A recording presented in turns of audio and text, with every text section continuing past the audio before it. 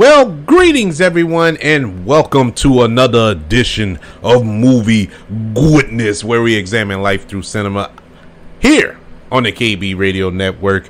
Welcome everybody, and welcome to the second half of 2022. We've officially crossed the threshold, and we're entering into the final stretch of 2022.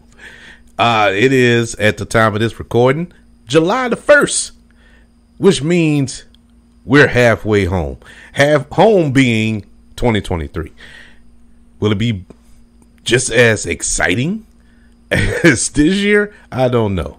Well, we got to pray to God that we even make it to the end of this year. But it has been a weird year thus far. But hey, at least we're here to see it. We also have arrived at 4th of July weekend here in the United States, where it is Independence Day for this country. And happy 4th of July to all of you who's going to celebrate it this year. Hope everyone enjoys their cookouts and their pool parties and whatnot. And soak up this 3-day weekend or 4-day weekend, however you're going to celebrate it.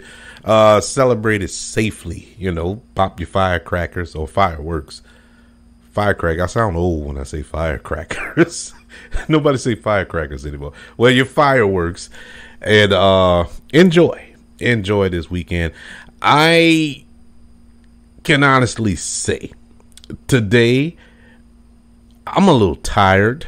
I'm a little wore down and disgusted all at the same time.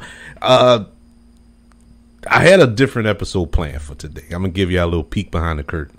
I had a different episode planned for today. But I didn't want to, I just didn't want to be depressed. So, plus I already spoke on it just a few weeks ago. And I didn't want to revisit that issue again, even though it has escalated since the last time I discussed it, and that was the abortion issue. And we was going to talk about the Supreme Court overturning Roe v. Wade, and I decided I vetoed against it. I just didn't want. I didn't feel like talking about it, to be honest with you. I just did not want to talk about it, and for a while I said, you know what, I'm just not going to do a show this week, but I'm dedicated. I felt like talking, and maybe I'll talk about something that will lift me up, because that was depressing. And the show that I had written out was depressing. And so I didn't want to go that route. So this episode today is going to be shortened. It's going to be a short version of our normal close to 1 hour episode of Movie Goodness. We're just going to review a film, and in dedication of the 4th of July. Now, this isn't a 4th of July movie per se, but it's associated with America. And of course, it's Captain America, the First Avenger. And we're going to speak a little while on that, give my review on that, and then we're going to enjoy our weekend. So, first and foremost, this is how I came to this film.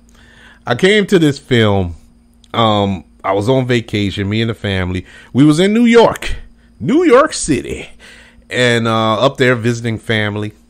And it was just so happened, the week we was up there, Captain America, the First Avenger, came out in theaters. And me being me, I wasn't worried about seeing the Statue of Liberty. I wasn't worried about seeing Times Square and, all that good stuff. No. I wanted to find a theater that was close by that I could go see the First Avenger. And lo and behold, my cousin who lives up there, he brought us, me and the family. We all went to the movies that night. I think it was that Friday night. when it first premiered, and I was happy for it. I'm glad that he did. He was in the comic books too. Well, it still is, I believe. And went on ahead. We had to go to, was it Coney Island or Long Island? I don't know. It was an island. But I remember we had to go because they stay in Queens. So we had to go to, because all the theaters around Queens were sold out. And so on and so forth. So the only one we could find where they had seats available was at this theater, wherever it was. It was a good distance away. And so we went to go see it. And I readily enjoyed it. This was the end of phase 1 of the MCU. So this was a big film. We already gotten Iron Man, The Incredible Hulk, Iron Man 2, Thor, and then this one, I believe. I think those were the 5. And then we went into Avengers. I think that's how it went. And I'm pretty sure that's how it went. Anyways, so I had to see this movie, being as though I'm a huge comic book fan, huge comic book movie fan, and a huge movie fan wrapped up all together in a nice shiny red bow. So we went to go see the film, and Captain America is one of those films that, or characters rather, that I adore for this single solitary reason. The first comic book I ever picked up and read, it was my brother's. My brother had a Captain America comic book in his closet, along with others, but that was the one I gravitated to. And I picked up that book and read that cover to cover repeatedly. I just loved that comic book because in that issue, Captain America teamed up with Wolverine. And that's when I fell in love with Wolverine. He became one of my favorite comic book characters, just below Batman. Still is. He's still up there. And Captain America was doing Captain America things. So I said, you know what? I'm gonna get into this comic book thing. This seems interesting. And from there, I was hooked. I was hooked from there, all because of Captain America. So you can imagine how my excitement level was when they announced that they made a movie. I remember watching a Captain America movie back in it was either the early 90s or late 80s. I want to say early 90s. It was a Captain America movie, and it was horrible. But back then, you have to realize you didn't have the special effects. You didn't have the big budgets. So it was cheap. It was just bad. It was bad. It was bad even for then. You couldn't even make that excuse back then. It was just bad. So we fast forward to now, or 10, 11 years ago, when Captain America, the First Avenger came out. You got the big budget, you have the big stars, you have special effects, all this good stuff. It was the perfect time to see this film, and I fell in love with it. It still ranks up there in my favorite MCU films. And so Captain America, it came out in 2011. It was directed by Joe Johnston. Joe Johnston has a stellar career in the industry. He's directed such films as Jurassic Park 3, Honey, I Shrunk the Kids, and a movie I think is a precursor to this film that, if you go back and watch The Rocketeer, you see elements of Captain America, the First Avenger in The Rocketeer. Both are period films. Both are based on source material. Both are, I guess you could say, American icons. Not too many people know about The Rocketeer, but I remember watching the serials because my dad was really into that. In when he was growing up, many moons ago, he used to talk about the Rocketeer, and they used to come on TNT or TCM or whatever it was, and I'll watch them with him, and it was like, oh, that's cool. And that, serials back then was like 15-20 minutes long, and they always left on a cliffhanger, and it was just an interesting time back then for film. I don't see how they did it, because the way you describe it to me, like they'll go see it in the theater, these little 20, maybe an hour long films. They all leave on cliffhangers, and they have to come back the next week or whenever they release the other one to see what happened. It was like a soap opera or something, And after every film or episode or however they labeled them, it was a cliffhanger. So I was hooked with the Rocketeer.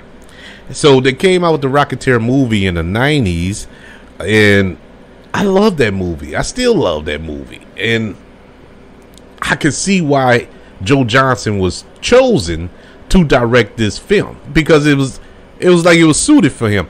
He also, instead of aside from directing, he got his start working in special effects, with ILM, I believe. He worked on the Indiana Jones films, and particularly Raiders of the Lost Ark, Star Wars, and so on and so forth.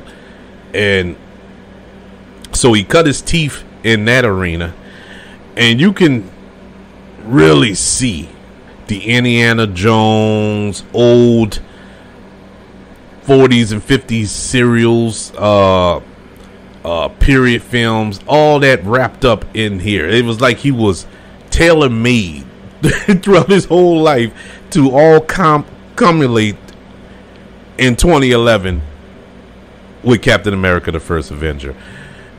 The only thing that gave me pause when I first heard about them making this movie was Chris Evans. I did not see it when they first announced it. I'm like, Chris Evans? Because you got to remember, at that time, Chris Evans was known for playing Johnny Storm, a.k.a. the Human Torch, in the Fantastic Four films. Those first two that came out in the early 2000s. And for Fox.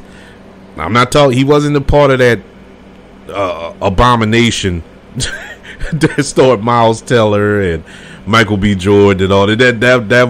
That was a different animal. That film make those Fantastic Four films look like, I don't know what's they Gone with the Wind or something. But that's the type of movies that Chris Evans was involved with. But maybe not the movies, but his type of character. He was a comedic. He's a funny guy. He's not a comedian, but he's a comedic actor. And I'm like, man, Captain America is a Boy Scout. I mean, he is the king of Boy Scouts. he is I mean, I don't even know how to describe him. It's just, he is stoic and stern. He's just a Boy Scout, So I just didn't see it. Very serious. Didn't crack jokes. Steve Rogers is not that type of fella. So I had pause. Trailers came out. All right, this looks interesting. This looks like he's gonna do a pretty decent job. I imagine they're gonna change it up. Went to go see that movie. Walked out the theater, and I was wrong. Chris Evans is Steve Rogers, and it really stinks because now, when he does other things, all I see is Steve Rogers. I don't even acknowledge the fact that he's a funny guy. And it's crazy. It's crazy how that flipped. But man, I gotta say, very impressed. I mean, needless to say, the man held it down for about 10 years in this role, and every time he stepped on screen with that shield in that uniform, he was a beast. He was a beast.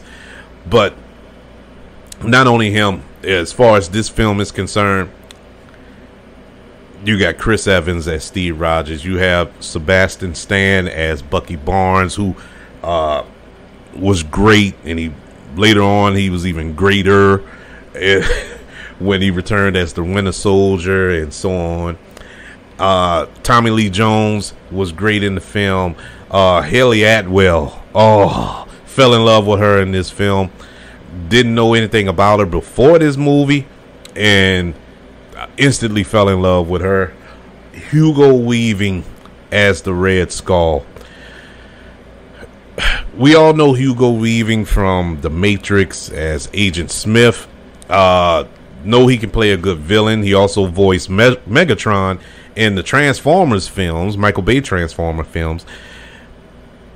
But I really enjoyed him in this. He knows how to play a villain. He is perfect for this role, even though he only played it once.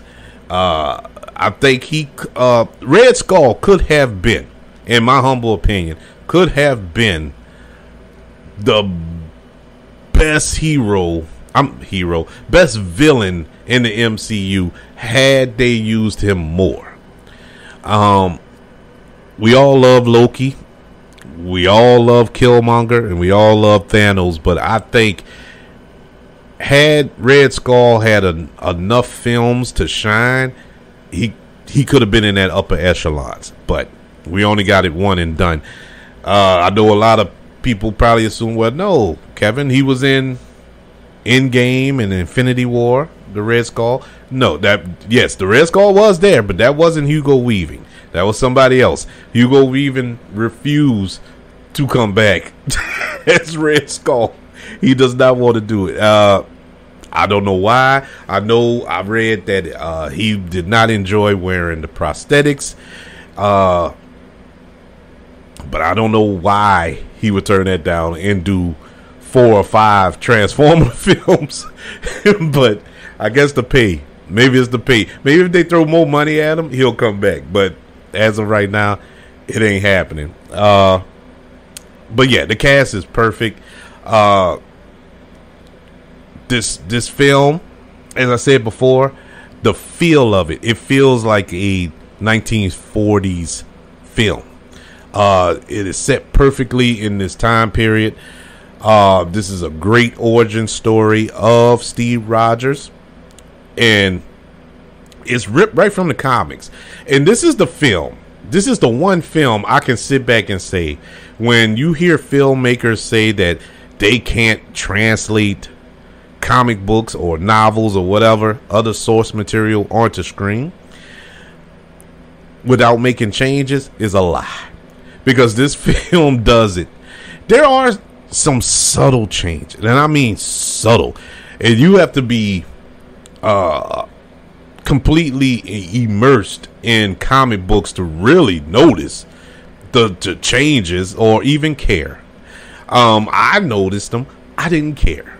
You don't even think about it, the little changes that they make. The origin of Steve Rogers, aka Captain America, in this film is straight from the comics. The story, everything. I mean, it is perfect. It is perfect for comic book fans. At the time I watched it, I did love it, but I didn't feel it was the greatest thing because it wasn't super action packed. You know, the film is like, what, 2 hours long? Yeah, it's 2 hours long, and it's you might get well, to be fair, I'll say about 45, maybe 50 minutes of action.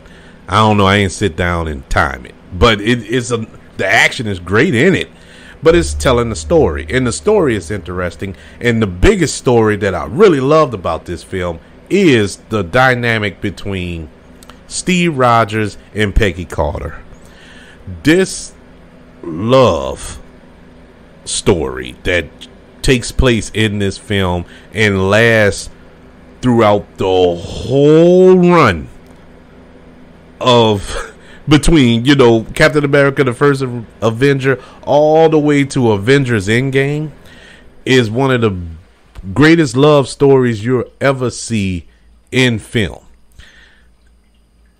It's so tragic, so heartbreaking, and the seeds were planted here in Captain America, the First Avenger. So much so, if this doesn't work, if that chemistry between Haley Atwell and Chris Evans don't work in this film, that payoff that we get in Avengers Endgame some 10 years later would have fell flat. But being as though it was so well done, you believe that these two loved each other.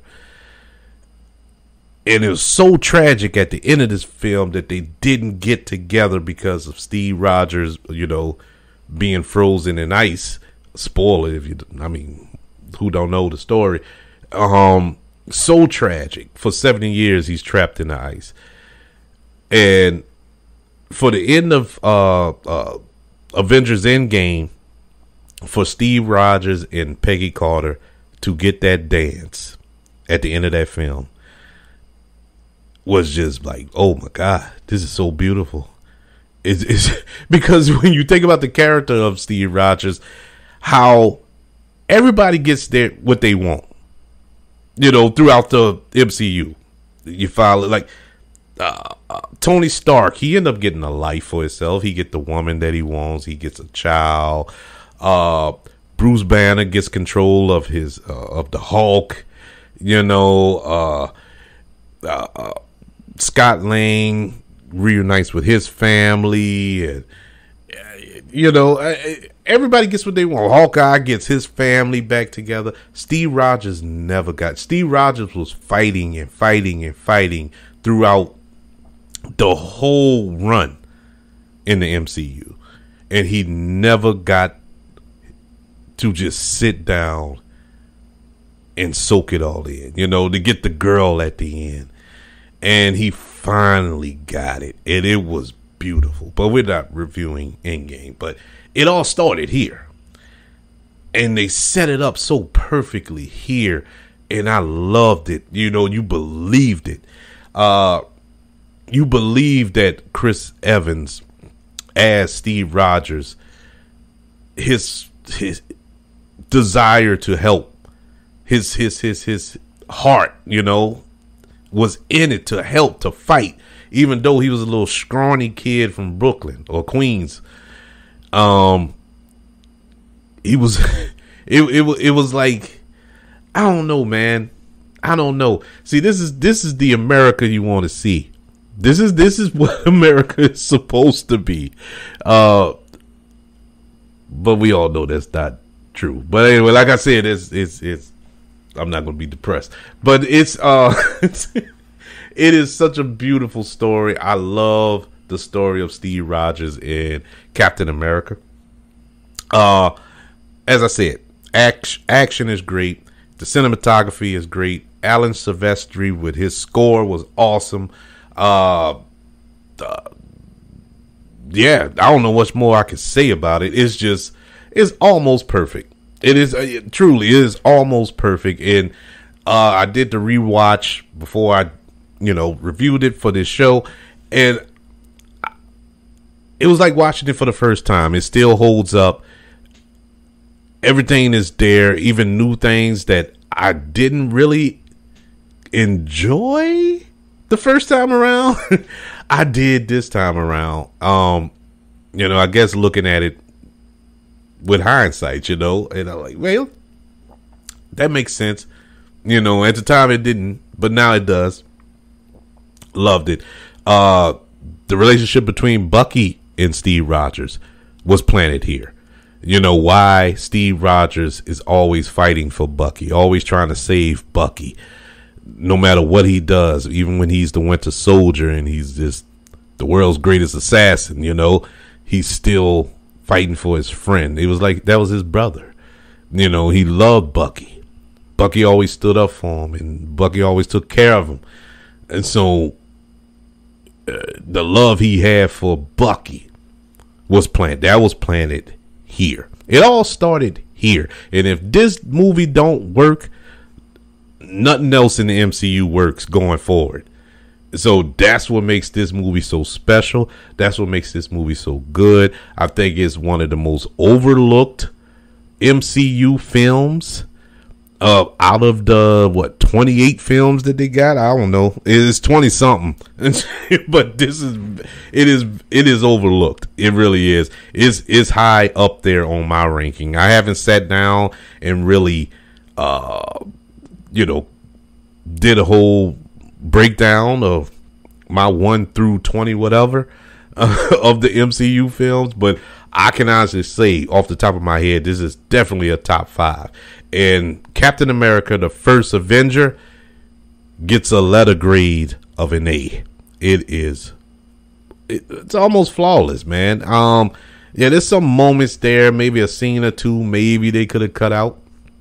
Felt like it dragged a little bit, but for the most part, it was good. It was great. I enjoyed it. Still enjoy it. I'm glad that I was able to witness it when I did. Now, I remember when I went and we came out the theater. Now, the post-credit scene for this was actually the trailer for the Avengers movie coming out. And no, I didn't know that. So when we stayed and waited for the post-credit scene, they went right into the trailer. And I was like, oh, man, wait, they made it? They shot it? This was awesome. And that just added to the excitement of it. But my cousin at the time, he didn't care for it. He probably still don't. But I think his feelings is what a lot of people felt, is that it was cookie cutter. It was basically ripped from the comic books. It was just what the comic books is, and it was nothing new. They didn't change anything up, and I get that. But not too many people really know about Captain America as far as following him in the comic books and stuff. You got to understand, early on in the Marvel Cinematic Universe, these were lesser known characters. Not too many people followed Iron Man. Not too many people followed Captain America. Not even Thor, to be honest with you. These were the lower tier. These were like the B level characters, if you want to be honest. The top tier of Marvel was, X-Men, Spider-Man, that type. If you was in the comic books, you knew who these characters were.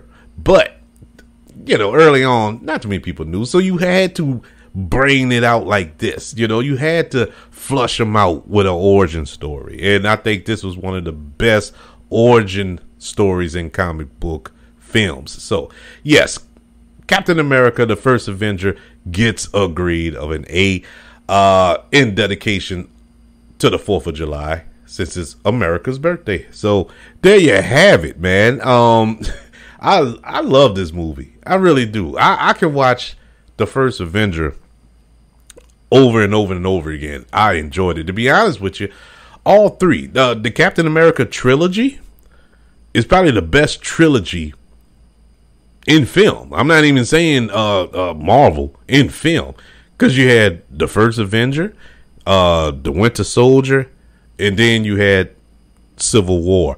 And I think they got better and better and better as far as quality. Well, not quality. I think I said that wrong. Well, I think you know what I'm saying. But it was great. All three of them were great. We'll see what takes place with this new Captain America, with Sam Wilson as the new Captain America. We shall see. We shall see. I haven't had any updates on when they're going to make it, when they're going to shoot it, or whatever. But should be interesting. But in any event, what did you feel about Captain America, the First Avenger? Did you like it? Did you dislike it? Let me know. Email the show, kbradiopodcast@gmail.com. Let me know on social media. Look us up on Facebook, Instagram, Twitter, TikTok, wherever. Let me know. Just look up the KB Radio Network. And what you doing this weekend? You're going to have some fun? You're going to cook? You're going to jump into the pool. Well, there ain't gonna be no jumping in the pool down here because it's gonna be raining all weekend. So, which is much needed because it's been hot. this been a hot summer, and summer just technically started. So, man. But in any event, yeah, let me know that too. What you're doing over the weekend. Don't forget, if you're listening on your listening platforms, if you're listening on of course you're listening because you're listening to me. It's late. It's really, it's late, people. I am. This has been one of them weeks. I'll just tell you that much. But anyways, while you're listening on your listening platforms, don't forget to leave those 5 stars and reviews. It helps the show out tremendously. You have no idea.